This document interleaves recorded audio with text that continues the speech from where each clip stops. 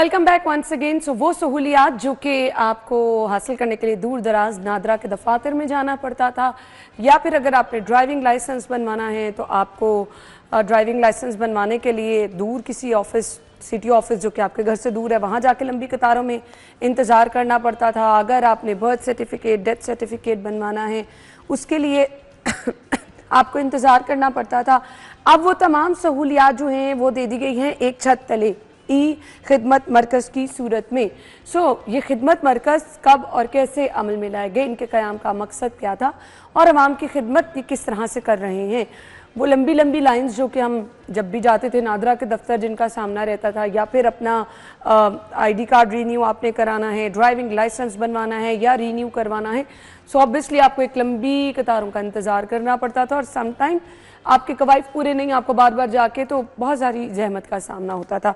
तो ई खिदमत मरकज़ कैसे काम कर रहे हैं और क्या क्या फैसिलिटीज़ दे रहे हैं, इस पे बात करेंगे। मैनेजर ई खिदमत मरकज़ मिर्ज़ा हमाद हुसैन ने ज्वाइन किया है। अस्सलाम वालेकुम जी। वालेकुम अस्सलाम, thank you so much. Thank you, आपके वक्त का भी शुक्रिया। ई खिदमत मरकज़ कब और कैसे क़याम में लाए गए, इनका मकसद क्या था लेकर आने का? जी बहुत शुक्रिया वंस अगेन। बेसिकली जिस तरह से आपने बताया कि नादरा के दफातर मौजूद हैं अगर ID कार्ड आपने रिन्यू करवाना है, ट्रैफिक पुलिस के ऑफिस मौजूद हैं अगर आपने ड्राइविंग लाइसेंस से रिलेटेड कोई सर्विस अवेल करनी है। स्पेसिफिकली मैं इसमें मेंशन करूँगा डोमिसाइल की सर्विस को, जिसके लिए पहले बहुत ही एक फरसूदा तरीक़ाकार होता था। तो ई खिदमत मरकज़ के क़याम का मकसद यही था कि ये तमाम सरकारी सहूलियात जो हैं जो सिटीज़न्स को during the life cycle avail करने की ज़रूरत पड़ती है, तो उन सब को एक आसान प्रोसेस के थ्रू एक ही छत तले यकजा कर दिया जाए। तो वो तमाम सर्विसेज जो हैं वो जब यकजा करने का आइडिया कंसीव किया गया, इट्स बैक इन 2015।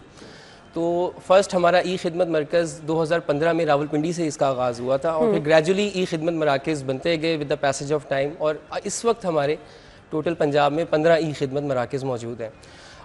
लाहौर के शहरियों के हवाले से मैं इसमें ये ऐड करता चलूँ कि लाहौर में हमारे 2 ई खिदमत मराकज़ हैं। एक हमारा अरफा करीम टावर में ई खिदमत मरकज़ मौजूद है और दूसरा टाउन हॉल में माल रोड के ऊपर मौजूद है। और ये दोनों सेंटर्स सुबह 9 बजे से लेकर रात 12 बजे तक बग़ैर किसी इंटरप्शन के, बग़ैर किसी ब्रेक के ये तमाम 160 सर्विसेज जो हैं वो प्रोवाइड कर रहे हैं। नादरा की तमाम सर्विसेज हमारे पास अवेलेबल हैं। ट्रैफिक पुलिस में आपको लर्निंग लाइसेंस बनवाना है, रिन्यूअल, इंटरनेशनल, डुप्लिकेट, फिर उसके बाद पंजाब पुलिस की सर्विसेज हैं जिसमें अब अगर आपने अब्रॉड ट्रैवल करना है तो कैरेक्टर सर्टिफिकेट की सर्विस होती है, इंटरनेशनल लाइसेंस होता है, कॉपी ऑफ FIR बाज़ू का लोगों को दरकार होती है। तो ये तमाम सर्विसेज जो हैं वो अंडर वन रूफ अवेलेबल हैं। और जिस तरह से गवर्नमेंट ऑफ पंजाब हमेशा 1 स्टेप अहेड होती है बाकी प्रोविंसेस से, और CM पंजाब मरियम नवाज़ साहिबा का भी यही विजन है कि एक आम शहरी की ज़िंदगी में किस तरीके से बेहतरी लेके आई जा सकती है, तो उसी को ही परसू करते हुए इस प्रोजेक्ट को जो है स्टार्ट किया गया था। और जो CM पंजाब मरियम नवाज़ उनका जो विज़न है वो यही है, और ई खिदमत मरकज़ की भी जो विजन स्टेटमेंट है सर्विंग द अनसर्व्ड के नाम से है, वो भी हम आहंग है जो गवर्नमेंट ऑफ पंजाब का विजन है।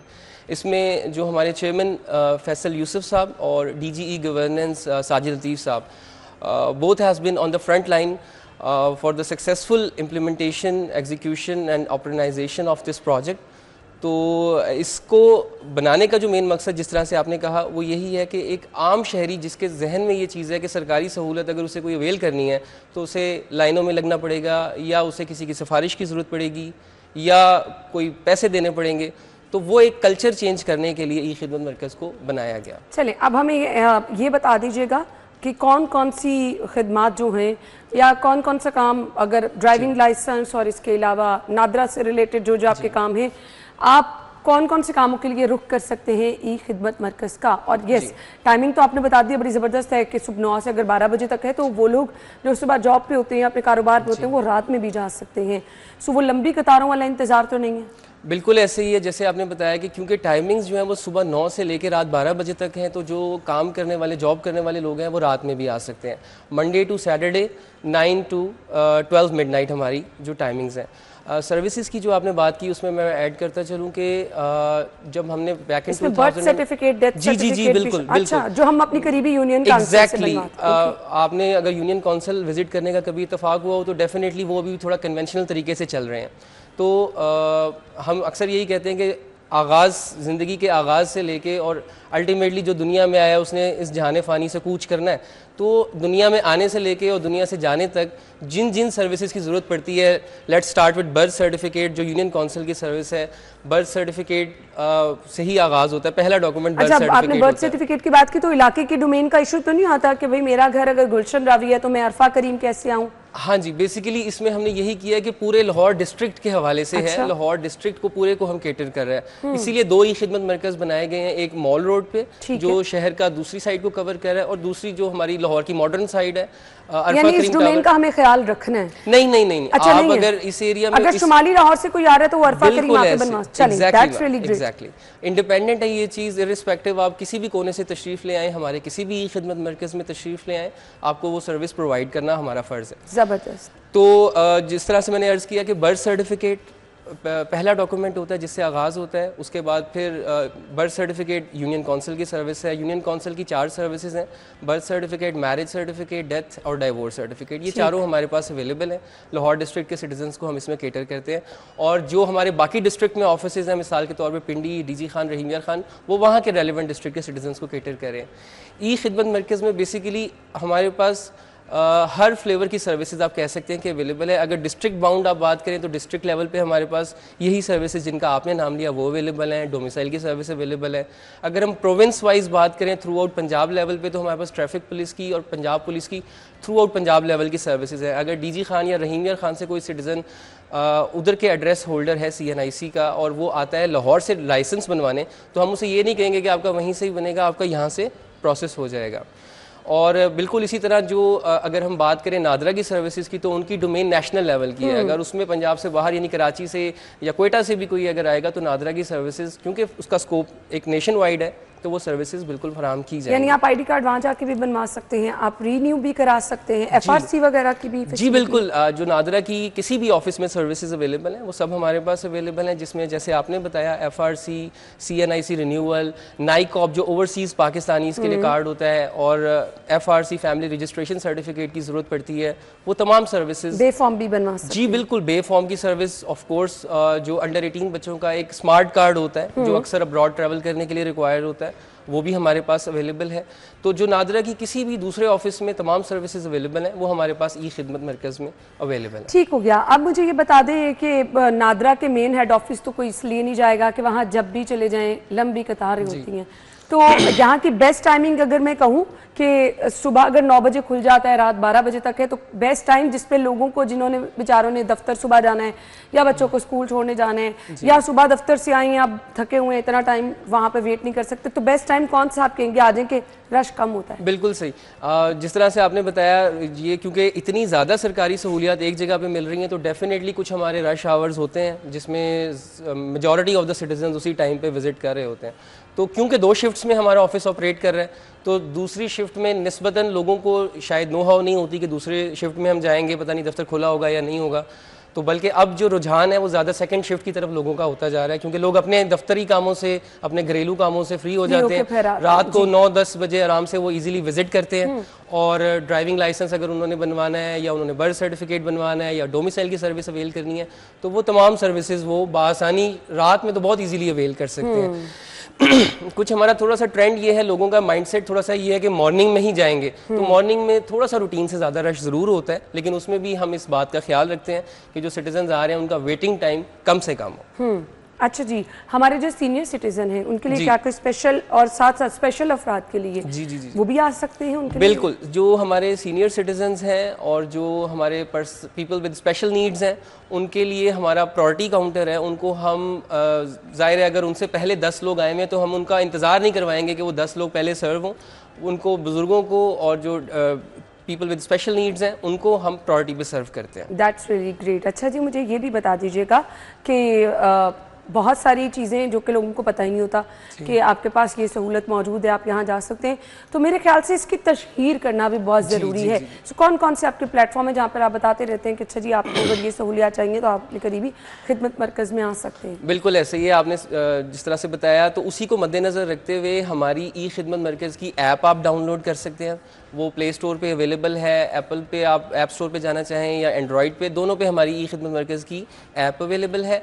अच्छा, उस पे लोगों को ये इन्फॉर्मेशन भी मिल जाती है सम टाइम, अब लेट्स सपोज ना मुझे ID कार्ड अपना रीन्यू कराना है ड्राइविंग लाइसेंस रिन्यू कराना, तो फीस उसकी कितनी होगी? आप घर से पहले जाए ना अपना सारा सामान लेके, अगर बच्चों का बे फॉर्म बनाने जा रहे हैं तो रिक्वायरमेंट्स क्या हैं? पेरेंट्स का आईडी कार्ड होना चाहिए। वो नादरा जाएं, आपको पता चलता है जी ताकि ये चीज़ तो आपके मिसिंग है, दोबारा लेने जाएं।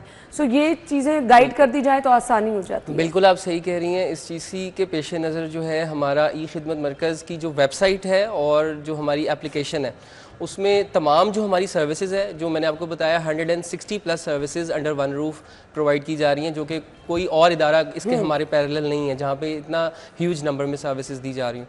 तो वो तमाम सर्विसेज की लिस्ट हमारे तमाम सेंटर्स की कहाँ कहाँ पे वो मौजूद हैं, हमारी तमाम सर्विसेज के लिए क्या क्या डॉक्यूमेंट्री रिक्वायरमेंट्स हैं, वो सब कुछ हमारी वेबसाइट पे अवेलेबल है। इन केस के अगर आपको कोई फॉर्म भी चाहिए किसी सर्विस के लिए, मिसाल के तौर पे जो मेट्रोपॉलिटन की एक सर्विस है जिसमें आपने अपने घर का कंस्ट्रक्शन से पहले मैप अप्रूव करवाना होता है, उसके लिए कुछ फॉर्म्स रिक्वायर्ड हैं, या डोमिसाइल के लिए कुछ फॉर्म्स रिक्वायर्ड हैं, तो वो तमाम फॉर्म्स भी हमने वेबसाइट पर रख दिए हैं ताकि आपको डाउनलोड अगर करना है तो आप घर बैठ के ही कर सकते हैं। आपको कहीं ढूंढने की जरूरत नहीं है कि मुझे ये डॉक्यूमेंट कहाँ से मिलेगा, वो डॉक्यूमेंट आपको वेबसाइट पर मिलेगा, आप वहीं से ही उसको आसानी डाउनलोड कर सकते हैं।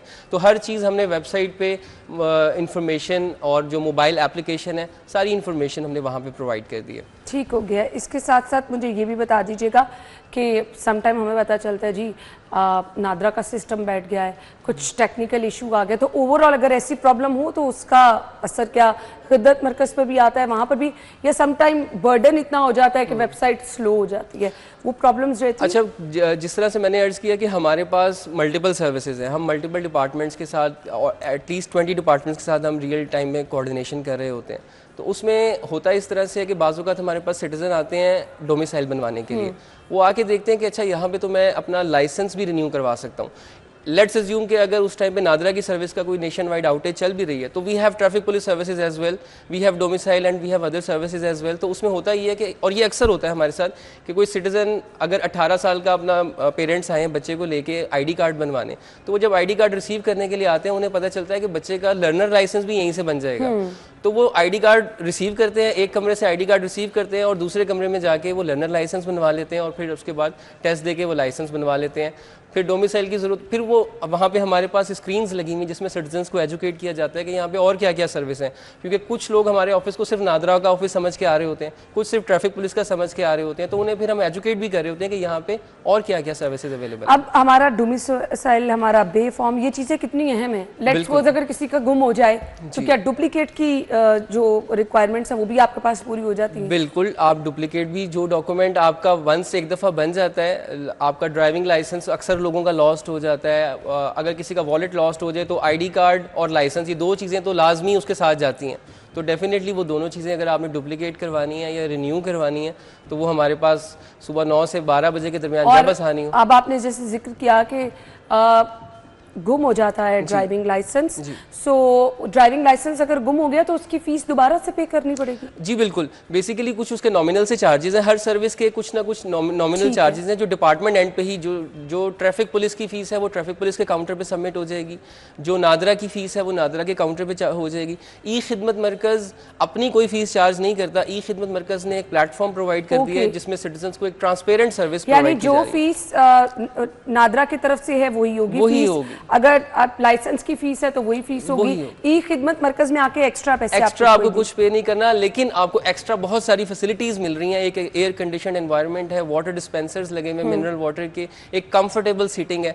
बाज़-औक़ात इस तरह से होता है कि जाहिर है कुछ रश आवर भी हमारे पास होता है, जब रश हो जाता है तो सिटीजन्स आर सो कन्वीनियंट कि वो कहते हैं कि हम इधर ही वेट कर लेंगे, हमने किसी और ऑफिस में नहीं जाना, इधर हमारे बच्चे साथ आए हुए हैं, हमारी नज़रों के सामने है, everything is like in order, तो हम इधर ही वेट करके इधर से ही करवाएंगे। प्लानिंग क्या है, क्या सहूलियात में मजीद भी इजाफा किया जाएगा अगर इतने अच्छे तरीके से ये तमाम सर्विसेज प्रोवाइड की जा रही हैं? जी बिल्कुल, क्योंकि जैसा कि मैंने शुरू में बताया, पासपोर्ट रह गया, वो अभी इस डोमेन में नहीं है। बिल्कुल, मैंने जिस तरह से शुरू में अर्ज़ किया था कि गवर्नमेंट ऑफ पंजाब जो है वो हमेशा एक कदम आगे होती है बाकी सब प्रोविंसेस से, और इसमें जो सीएम पंजाब हैं उनका भी विजन यही है कि आम शहरी को किस तरीके से आसानी प्रोवाइड की जा सकती है। तो उस आम शहरी के लिए जितनी भी सर्विसेज हम एक छत तले ले आएंगे उसके लिए आसानी होगी। डेफिनेटली कुछ सर्विसेज अभी इन प्रोसेस हैं हमारी, जिस तरह से आपने पासपोर्ट का नाम लिया, इन नियर फ्यूचर वो सर्विस भी हमारे पास अवेलेबल हो जाएगी। ऑलरेडी हमारी हेड ऑफिस से टीम उस पर वर्किंग कर रही है।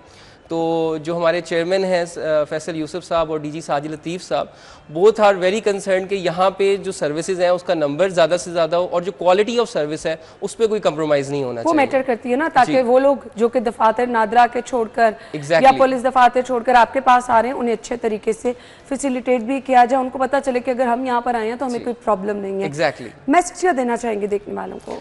मैं खुसूसन लाहौर के शहरियों को कहूँगा कि ये उनके लिए एक हुकूमत पंजाब की तरफ से और PITB की तरफ से एक बहुत बड़ी सहूलत है जिससे उन्हें ज़रूर इस्तेफ़ादा हासिल करना चाहिए। एक वन स्टॉप शॉप है जहाँ पे आप ह्यूमन लाइफ साइकिल के अराउंड जो भी सर्विसेज हैं, अल्टीमेटली ये सर्विसेज वो हैं जो हमें चाहिए ही चाहिए। तो आप एक ही छत तले जब सारी सर्विसेज आपको अवेलेबल हैं, और वो भी लाहौर में दोनों जगहों पर, एक नॉर्दर्न एंड पे, एक साउदर्न एंड पे, तो आप अपनी कन्वीनियंस के मुताबिक चाहे टाउन हॉल माल रोड वाले ऑफिस पे चले जाएं, अरफा करीम टावर खिदमत मरकज़ में तशरीफ़ ले आएँ, तो we are always available to guide you. चलिए जी, वी रियली अप्रिशिएट और गुड लक कहना चाहेंगे कि जिस तरह से ज़बरदस्त तरीके से आप काम कर रहे हैं, मजीद भी लोगों की फैसिलिटेशन के लिए इकदाम करते रहे। थैंक यू सो मच, बहुत शुक्रिया, बहुत शुक्रिया आपके टाइम के लिए। ब्रेक के बाद ज्वाइन करेंगे, स्टे विद अस।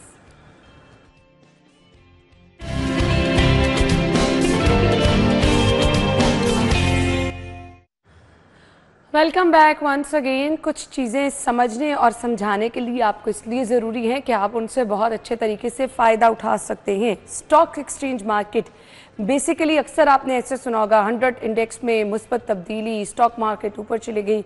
अब आम आदमी को ये समझाना बहुत ज़रूरी है, स्टॉक मार्केट ऊपर जाती है तो किस तरह से उनको फ़ायदा हो सकता है, ऊपर कैसे जाती है, रुझानात किस तरह से तब्दील होते हैं, वो लोग जो कि स्टॉक एक्सचेंज के साथ जुड़े हैं वो कितनी गहरी नज़र रखते हैं। अगर आप जो है वो कुछ इन्वेस्ट करना चाह रहे हैं तो स्टॉक एक्सचेंज को आपने किस तरह से मॉनिटर करते रहना है। फिर हमारे यहाँ जो महंगाई की सूरत हाल है, अप एंड डाउन होता रहता है जी, पेट्रोल का रेट, बिजली के रेट, ये किस तरह से रिलेट होते हैं हमारी स्टॉक एक्सचेंज के साथ, इसमें बात करेंगे जी। हमारे साथ इन्वेस्टमेंट एडवाइज़र हैं जी अब्दुल रहमान नजम साहब, वेलकम कहेंगे। अस्सलाम वालेकुम जी। वालेकुम सलाम। थैंक यू सो मच, बहुत बहुत शुक्रिया आपके टाइम के लिए।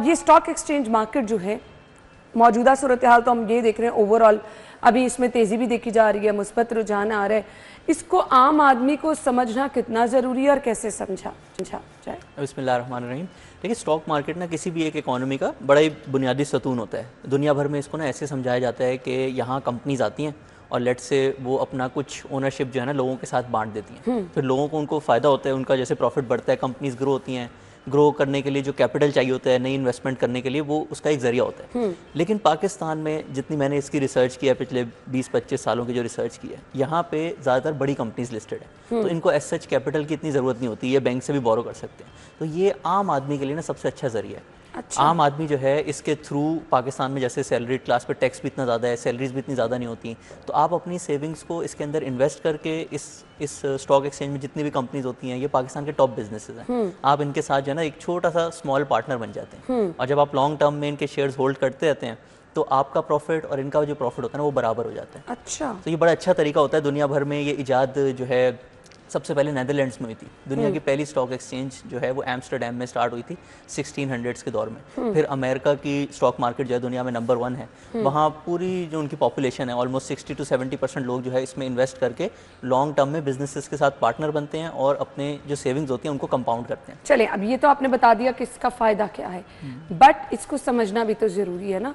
जब तक आप प्रॉपर तरीके से इसको समझेंगे नहीं, जिस कंपनी में आप इन्वेस्ट कर रहे हैं उसकी डिटेल्स लेना, और क्या आपके पास बहुत सारे पैसे इन्वेस्टमेंट के लिए होना ज़रूरी है?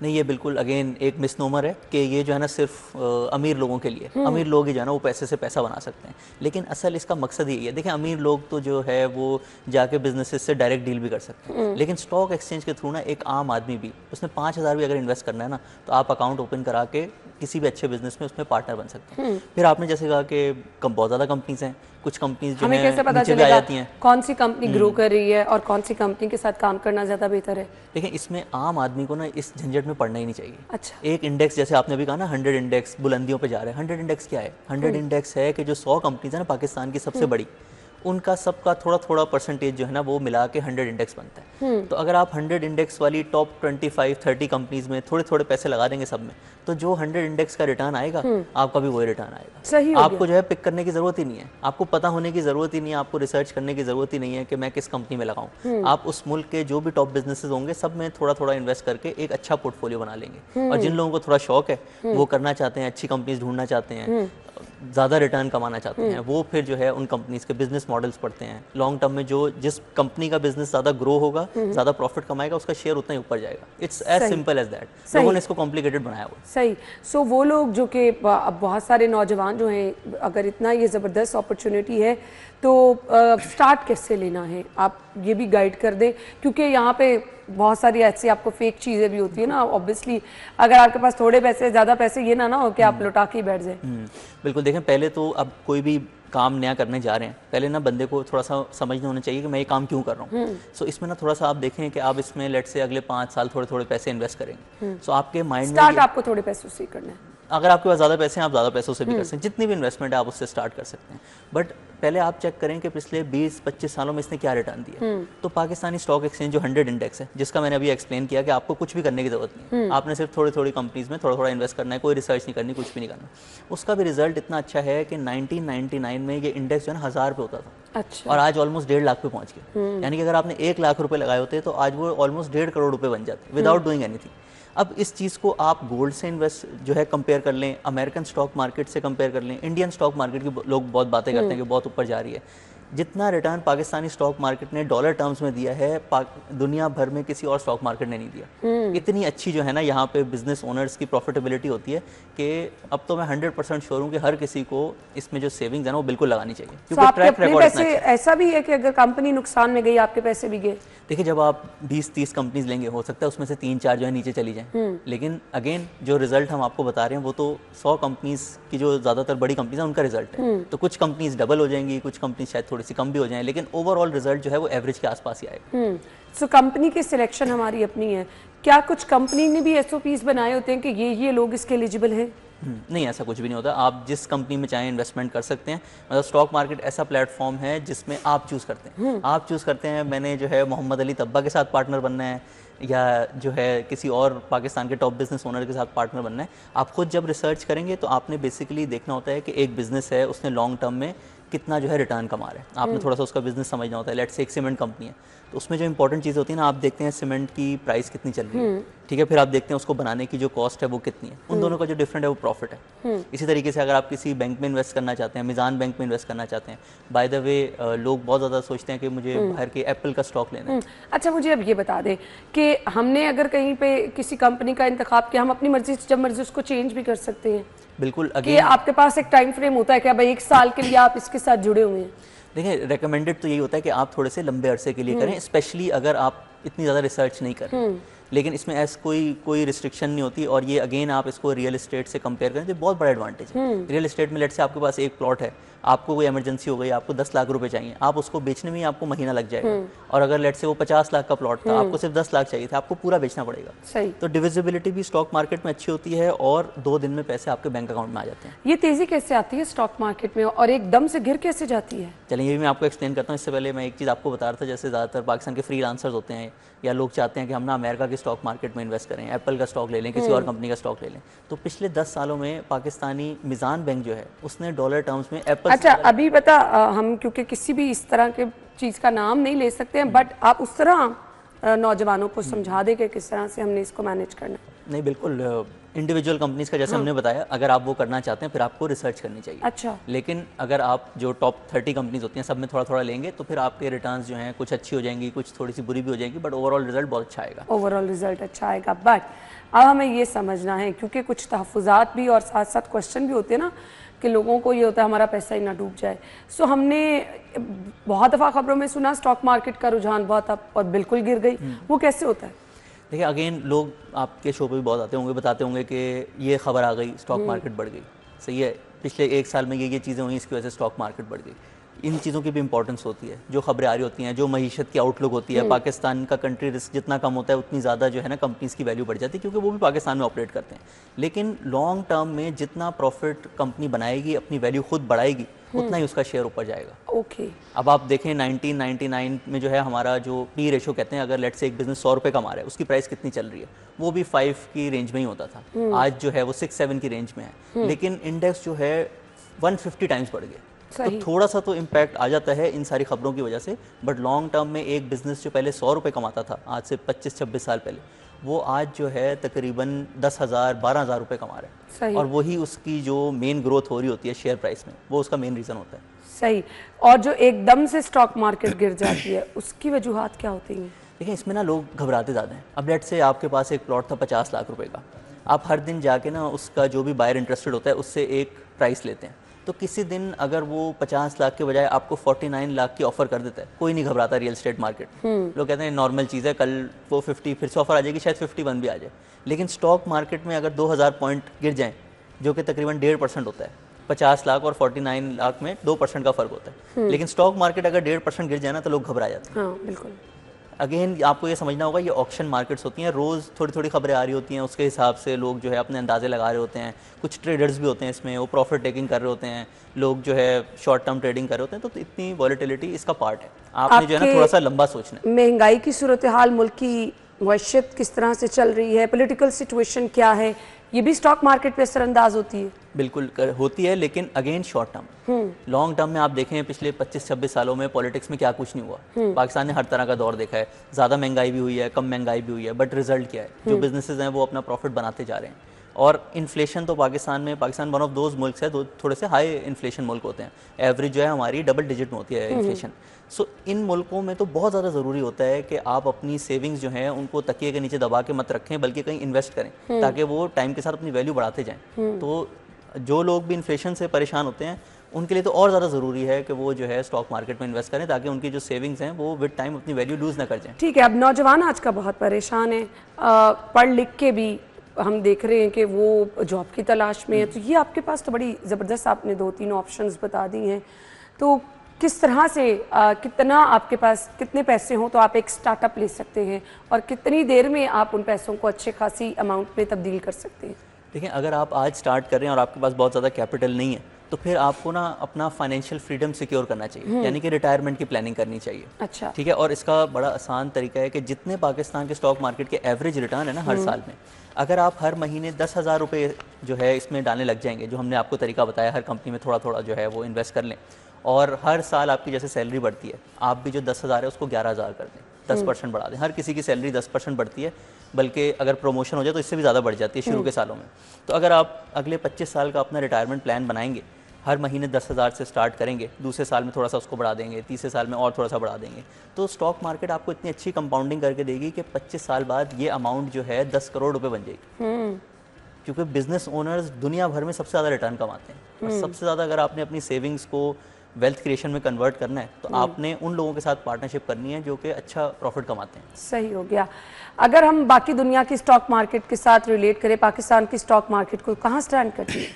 देखें, जो लॉन्ग टर्म रिटर्न्स हैं, इन्वेस्टर क्या चाहता है कि मुझे लंबे टाइम में सबसे ज़्यादा रिटर्न्स मिलें। आप 1 जनवरी 1999 से यूएसए की स्टॉक मार्केट दोनों index, S&P 500, Nasdaq, Indian stock market के दोनों इंडेक्सेस, आप सबको पाकिस्तान से कंपेयर कर लें, पाकिस्तान का डॉलराइज रिटर्न सबसे ज़्यादा है। तो आप कह सकते हैं बिल्कुल बहुत कम लोग पाकिस्तान में इन्वेस्ट करते हैं, पाकिस्तान की स्टॉक मार्केट का साइज़ छोटा है, लेकिन पिछले 26 साल के रिटर्न्स जिस स्टॉक मार्केट के सबसे ज़्यादा हों, that is not a joke. ठीक। तो ये एक बहुत बड़ा फैक्ट है, जो कि पाकिस्तान के बिजनेस ओनर्स जो हैं वो डॉलर टर्म्स में भी लॉन्ग टर्म में बहुत ज़्यादा अर्न करते हैं। कुछ चीज़ें ऐसी कि जो बिल्कुल आपको नहीं करनी है अगर आप स्टॉक मार्केट की तरफ आना चाह रहे हैं, वो क्या हैं ताकि लोग होशियार हैं? बिल्कुल, जो भी अपनी जर्नी स्टार्ट कर रहा है, 2 चीज़ों का बहुत ख्याल रखें। फर्स्ट जो है कि स्टॉक मार्केट में आप जो भी इन्वेस्टमेंट करते हैं ना, वो बैंकिंग चैनल से होती है, और आपने जिस भी ब्रोकर के साथ अकाउंट खोला हुआ है, आप जो पैसे जमा कराएंगे उनके अकाउंट में डायरेक्ट जमा कराएंगे। इवन उनके रिप्रेजेंटेटिव भी अगर आपको कहें कि आप मेरे पर्सनल अकाउंट में ये अमाउंट ट्रांसफ़र कर दें तो वो एक स्कैम है। सो फर्स्ट आपने ये रखना है, ज़्यादातर लोग यहीं पे गलती करते हैं, लोगों को कैश देते हैं या गलत अकाउंट में जो अमाउंट है वो ट्रांसफ़र कर देते हैं और फिर वो कंप्लेन करते हैं कि हमारे साथ फ्रॉड हो गया। सेकेंडली फिर जब आपने अमाउंट डिपॉजिट कर दी फिर आपने अपनी मर्जी के शेयर नहीं खरीदे। ठीक है। जब आप अपनी मर्जी के शेयर खरीदेंगे या बाइंग सेलिंग ज़्यादा करेंगे, ट्रेडिंग करेंगे, फिर आपका रिजल्ट जो है अच्छा हो सकता है ना आए। तो आप जैसे तरीका होता है जो एवरेज बिजनेसेस हैं टॉप 30 उसमें इन्वेस्ट करें थोड़ा थोड़ा और एक अच्छा प्लान बनाएं। ये ज़बरदस्त गाइडलाइन आपने दे दी है, थैंक यू सो मच, बहुत बहुत शुक्रिया आपके वक्त के लिए। हम ब्रेक के बाद ज्वाइन करेंगे, stay with us.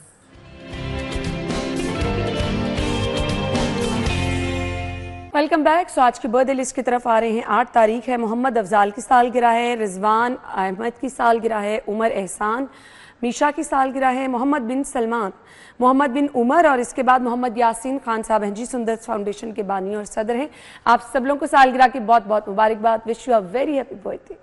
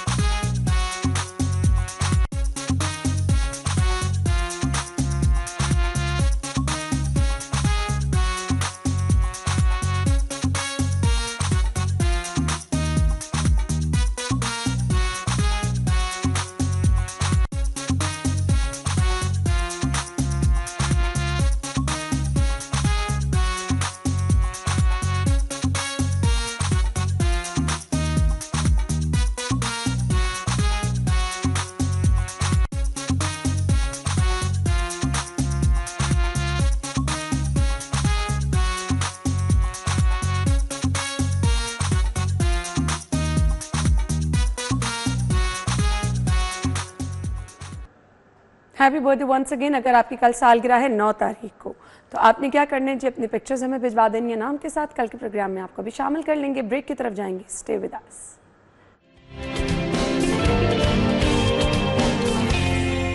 Welcome back once again. So हमने आपको बताना है जी रेट लिस्ट क्या चल रही है, और ये इसलिए ज़रूरी होता है कि आप प्लान कर रहे हैं अगर सब्ज़ी लेके जाने का, तो जी आपको पता चल जाए मार्केट में कौन सी सब्जियां किस कीमत पर मिल रही हैं। तो देख लेते हैं आज के भाव क्या हैं।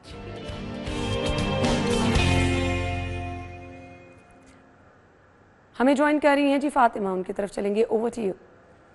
हाँ जी बिल्कुल है ना। आज के सब्जियों के रेट के हवाले से बात करें तो हर दिन की तरह बदस्तूर सब्जियां दुगने दाम फरोख्त हो रही हैं। गिरा फरोश जो हैं वो अपनी मनमानी करते हुए दुगने दाम सब्जियां फरोख्त कर रहे हैं। सरकारी नखनामा तो जारी कर दिया जाता है लेकिन उसमें अमल दरामद कहीं ना कहीं नहीं करवाया जाता। आज की रेट लिस्ट आपके साथ शेयर करें तो आज की रेट लिस्ट में आलू दर्जा अव्वल 85 रुपये मुकर्रर किया गया लेकिन 90 में फ़रोख्त किया जा रहा है। प्याज दर्जा अव्वल सरकारी नखनामे में 50 रुपये मुकर्रर किया गया लेकिन ओपन मार्केट में 80 रुपये किलो में फ़रोख्त किया जा रहा है। टमाटर टमाटर की सरकारी कीमत 70 रुपये फ़ी किलो है, लेकिन ओपन मार्केट में 90 में फ़रोख्त किया जा रहा है, जबकि अदरक की सरकारी कीमत 460 है, लेकिन ओपन मार्केट में 590 तक फ़रोख्त किया जा रहा है। लहसुन की बात करें 270 रुपये मुकर्रर किया गया, लेकिन उसकी बजाय 305 में फ़रोख्त किया जा रहा है। मटर की सरकारी कीमत 240 रुपये फ़ी मुकर्रर की गई, लेकिन मार्केट में 265 तक फ़रोख्त किया जा रहा है। शिमला मिर्च की सरकारी कीमत 200 रुपये फ़ी किलो मुकर्रर की गई, लेकिन ओपन मार्केट में 180 और कहीं 200 तक फ़रोख्त किया जा रहा है। बैंगन का सरकारी दाम जो है वो 90 रुपये था, जबकि ओपन मार्केट में 165 तक फ़रोख्त इसकी जारी है। घिया कद्दू सरकारी नफनामे में 190 की बजाय 250 रुपये किलो में फ़रोख्त किया जा रहा है, जबकि सब्ज़ मिर्च अव्वल जो है वो सरकारी नफनामे में 110 की बजाय जो है ओपन मार्केट में 180 में फ़रोख्त किया जा रहा है, जिस पर सार्फिन जो है वो खासे कमी के साथ दिखाई दे रहे हैं। उनकी जानिब से कहा जा रहा है कि 2 वक्त के जो सब्जियों से सालन बनता है वो भी मुश्किल तरीन होता चला जा रहा है। शहरियों की जानिब से ये कहा जा रहा है कि जो बेसिक उनके खाने की ज़रूरियात हैं उनमें जो है पूरे नज़र रखा जाए। कोई सरकारी नफनामा उतार चढ़ाव के साथ जो जारी किया जाता है, लेकिन उसके साथ ये भी देखा जाए कि दुकानदार जो है वो सरकारी नफनामे में अमल कर रहे हैं या नहीं। चेक एंड बैलेंस मुकम्मल रखा जाए ताकि मुकम्मल तौर पर जो है सरकारी नफनामे में दुकानदार अमल दरामद करवाएं। जी ठीक है जी फातिमा, बहुत शुक्रिया। नाज़रीन, इसी के साथ ही हमें आपसे इजाज़त चाहिए। आप अपना फीडबैक ज़रूर हम तक दें, हमारा फेसबुक इंस्टाग्राम पेज है। इसके साथ साथ जी सजेशन है तो वो भी दे सकते हैं, अगर कोई टैलेंट है तो वो भी शेयर कीजिए। आपसे कल मुलाकात होगी। अल्लाह हाफ़िज़।